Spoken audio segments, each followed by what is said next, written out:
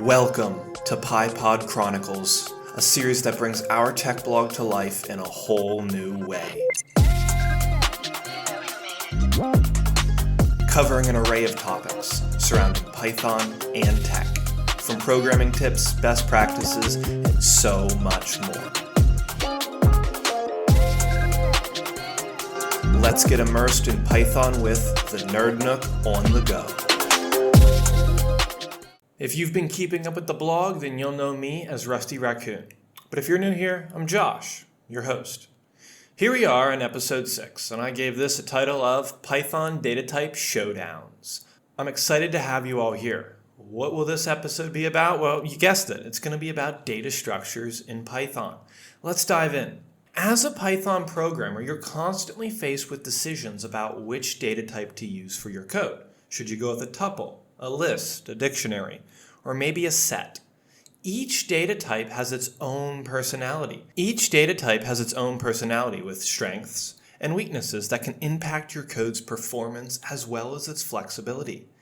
In this episode, we're going to take a closer look at the differences between these three types of data. Now, I'm not going to go into sets here today. I really want to focus on tuples, lists, and dictionaries.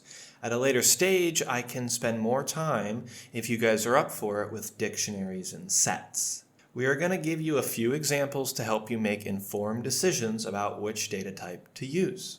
Let's start off with talking about tuples. Now, tuples are like a breath of fresh air with their elegant simplicity. They're often used to represent fixed collections of related values that should not be modified. So for example, we can use tuples in Python to deal with like RGB colors, for example. So if you've ever used Pygame before, you know that any colors in there, you might use RGB. And RGB means red, green, blue. We need to give 3 numbers in order to create a color, with white being 255, 255, 255, black is 000. That would be a good example of a tuple.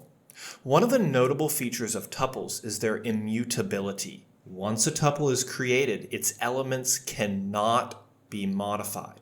If you attempt to modify a tuple that you've already created, this is going to raise a type error. This makes the tuples ideal for situations where you want to ensure that integrity of your data, or if you're just trying to prevent accidental changes. For example, we can use the Python len function, and that's going to get the number of elements in a tuple.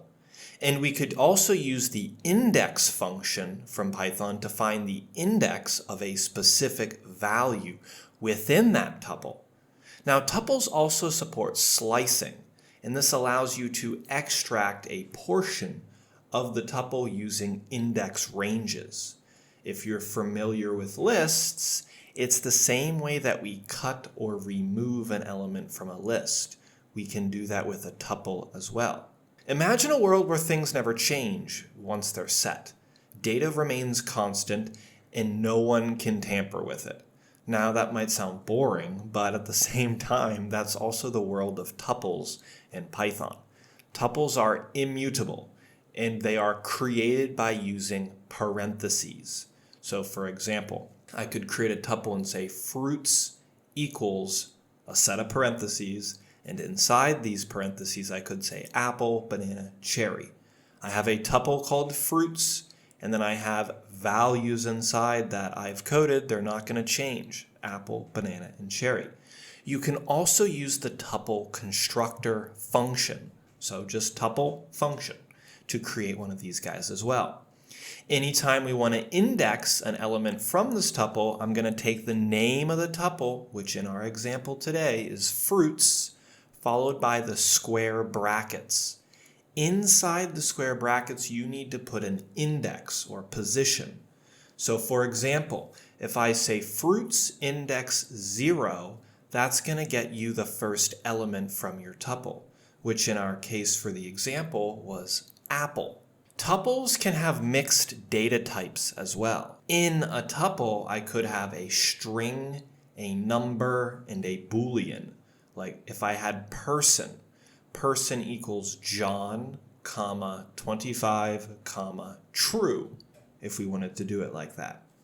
Tuples are efficient for storing fixed data that shouldn't be modified, like coordinates, constants, or configuration settings for your project.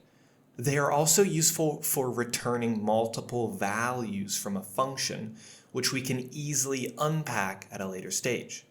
But be careful, because tuples do have their limitations. Once a tuple is created, you cannot modify its elements. If you try to do that, remember, you're going to get a type error. If you need to update or modify your data, tuples are not going to be the best choice. But with their immutability, that can also be a strength in certain situations where you want to ensure the consistency of your data. That's when tuples become a great choice. And when you need to represent fixed collections of related values or return multiple values from a function. Wow, that was a lot. So you've heard all about tuples. Let's take what you know from tuples and let's talk about lists. How are lists and tuples different? Well, lists are like the unpredictable adventurers. Now, a tuple is immutable, but a list is mutable. This means we can change their elements or we can modify the elements within a list after it's created. In order to create a list, we use the square brackets. So for example, if I create a list called numbers, I could say numbers equals square brackets, and inside the square brackets I could say 1, 2, 3, 4, 5. I have a list of numbers. Just like a tuple, list also has its own function as well, the list function. You can use this to create a list too. Anytime we want to access one of the elements from the list, just like with a tuple, you can index the position of an element using the square brackets. I can take my list numbers, and inside I could say numbers 2. Within my list, that would go 0, 1, 2, and that would output me the number 3 based on that list. If we want to modify elements, well, that's fine. I can index the element in my list, and I can say equals whatever else we want it to equal to.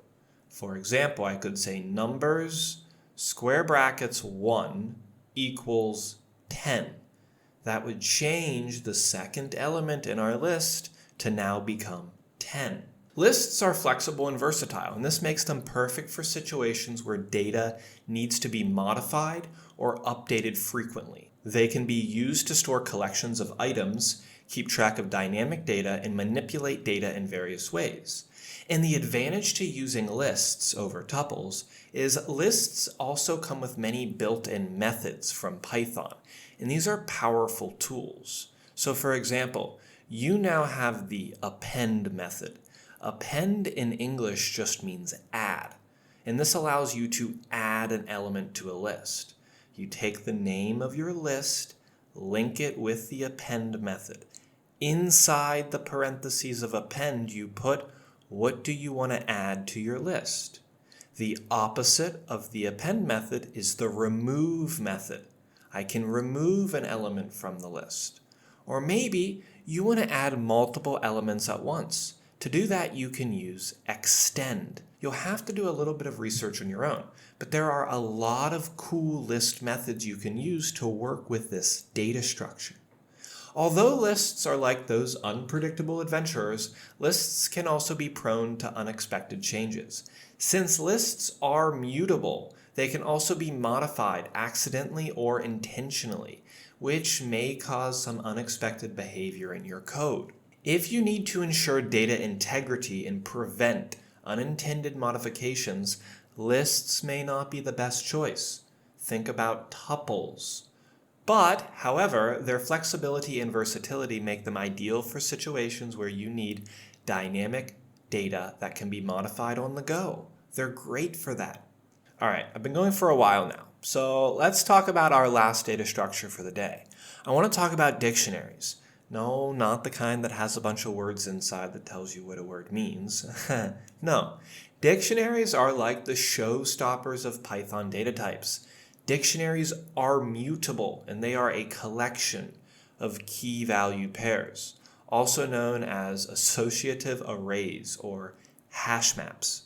We create a dictionary using the curly braces, or the dict function in Python, and it consists of keys with corresponding values.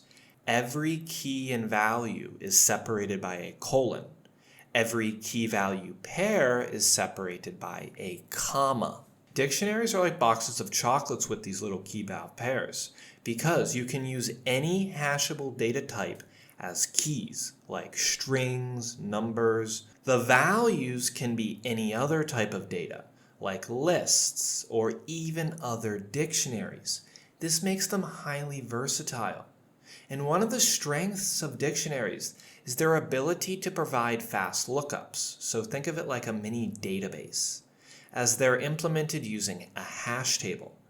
This is going to make them really ideal for situations where you need to search for values based on keys, like working with a large data set or your configuration settings. Now, just like lists, dictionaries also have a range of built-in methods that allow you to manipulate and manage the data. Like you can use the get method, and this is going to retrieve all the values associated with a certain key, with the option to specify a default value if that key doesn't exist. We could use the update method to add or modify a key pair. With that being said, dictionaries do have some quirks. They are not ordered, meaning the order of the elements is not going to be preserved within this data structure. This can be a concern if you need to maintain a specific order in your data. Additionally, dictionaries can raise a key error if you try to access a key that does not exist in your dictionary. Let's take a look at these results, and let's bring our adventure here to a close. I've addressed 3 data structures. Lists are versatile and mutable, making them suitable for dynamic collections of items. Dictionaries get your lookups fast and give you a lot of pre-built-in methods. This makes them ideal for key-value pairs, like name of a person, and every person has a bunch of values, like last name, age, hobbies. A dictionary is great for that. And number 3, tuples. Tuples are good for their simplicity and immutability, making them perfect for fixed collections of related values. Understanding the strengths and limitations of these data types can help you choose the right one for your specific needs, and this unlocks the full power of Python's data manipulation capabilities. Wow, that's all for now. Thanks guys for tuning in for this episode of PyPod Chronicles, and be sure to check out the blog if you're looking for more. Link in the description. Well, until next time, I will see you guys in the next episode.